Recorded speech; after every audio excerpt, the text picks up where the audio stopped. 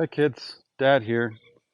The last time we spoke, I was the April 16th. I was at about mile 192 or 193, somewhere around there. And I walked about 12 miles downhill into the Cabazon area. There was a water spigot and there were some campsites there. And so I camped there overnight. And then the next day on the 17th, walked about 3 miles to I-10 or near there where your Uncle Day Day picked me up. Very nice of him, and he took me to Target where we did some shopping, got some food and some other things.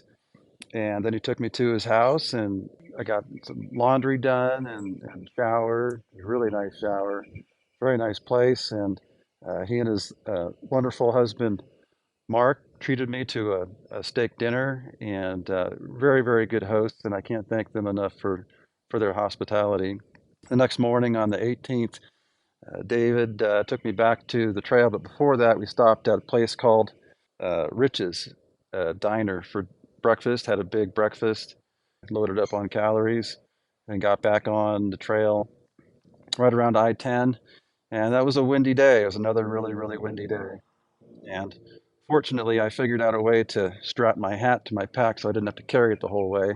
It was a lot of uphill, but it was beautiful. A lot of wildflowers, a lot of colors, and a lot of good views. And ended up crossing what's called the Whitewater River, which is pretty swollen right now because of all the snow.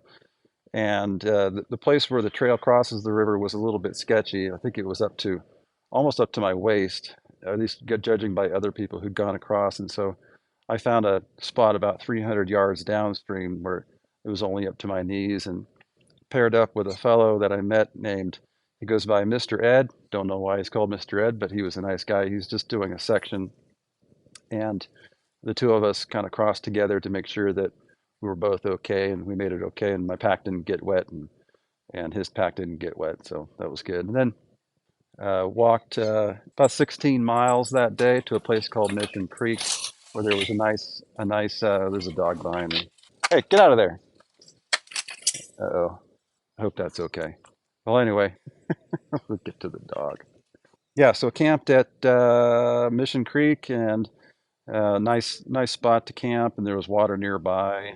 And got up early the next morning, and a lot of water crossings the next day. That was the 19th. I think we crossed the trail went up this drainage, and it just kind of followed Mission Creek, and there must have been 20 crossings. And so I had bought a pair of Crocs. I always made fun of people who own Crocs, but now I'm a Croc owner, and I use that for crossing the streams, and just carried my boots. And so I walked most of the day in sandals, basically. And then climbed up a mountain and camped at a place where it was really nice, oak trees and a nice flat spot, no wind. It was a very, very good spot to camp.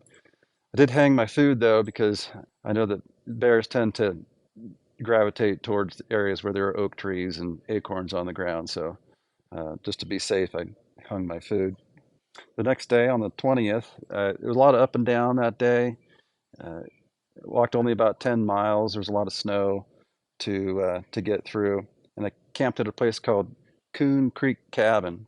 It's a kind of a famous spot on the PCT, and there's a lot of spots around there where you can camp. And there wasn't any water there, so I had to melt snow for my water, but that wasn't really a problem. And then the next morning, that was the 21st, I walked about 19 miles to a place near Highway 18, about half a mile from Highway 18. On that day, I met a couple trail angels who are kind of famous in that area, named Honeybee and Beekeeper. And they maintain a water cache, and they do trail magic and stuff like that. So I got to meet them and thank them for all the services that they provide for the hikers.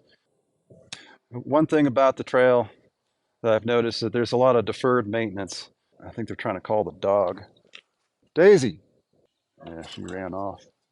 So there's a lot of deferred maintenance on the trail right now, a lot of down trees across the trail. And so come around a turn, there's a tree down, you got to get around it. And then there's another tree, you got to climb over it, and there's another tree. So a lot of that. So that brings us to Kenny's place, which is where I am now. And Kenny's place is really just it's a house that's owned by a guy named Kenny and Big Bear. and he gives rides to people on the PCT to and from his house and to and from town. And he has laundry, and he's got a bunch of bedrooms here, and he has a whole bunch of inflatable beds, and makes a big breakfast for everybody. Very kind-hearted fellow, and I really enjoyed chatting with him, and really appreciate his service. And he's got a dog named Daisy. She's a really sweet dog. I met a lot of people here from all over the country and all over the world. There's one fellow from Amsterdam who is hiking. He's through hiking the Pacific Crest Trail, but he's taking a break from that to run an ultra marathon up in Auburn. So he's got to catch a bus from Los Angeles up to Sacramento and then on to Auburn to run a 100-mile marathon, ultra marathon, and then he'll come back down and finish the Pacific Crest Trail. There's some really remarkable people that you meet on this journey. So that's all I have for this episode. And but before I go, I recently took the time to look at some of the comments that people have been leaving on these videos. And although the two of you are sort of my primary audience, I do recognize that other people are watching these videos, and some of the people I know and some people I don't know. A lot of positive comments, and I just want to say to those people, thank you very much for the encouragement and all the positive comments. It makes me feel like I'm doing something that people get some value out of. So thank you for that. And also, some people have asked about my hat and and where it came from and the make and model. And uh, so for those of you who want to know, it's a company called Baron. It's a small outfit in downtown Los Angeles. They make hats for the movies and for television, but they also sell hats to the general public, and they have a website so you can look it up. It's Baron Hats, and it just so happens that it's been the top of conversation with a lot of the through hikers that I've met, and uh, it's become my trail name. So my name is now Baron on the trail. So that's all I got for now, and it wouldn't be a dad video if I didn't end it by reminding you how much I love you and miss you, and how proud I am of both of you. And I'll see you soon. But until then, be good to each other. Bye.